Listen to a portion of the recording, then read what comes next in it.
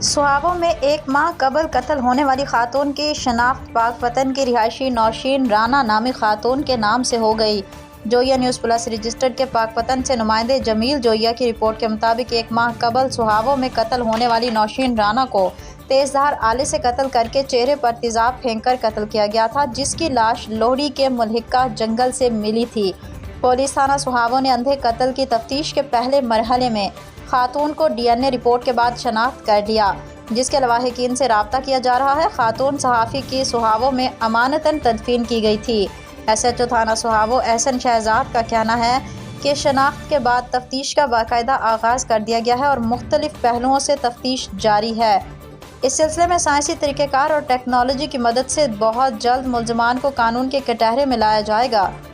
कत्ल की वजूहात जानने के लिए पुलिस मसरूफ़ कार्रवाई है।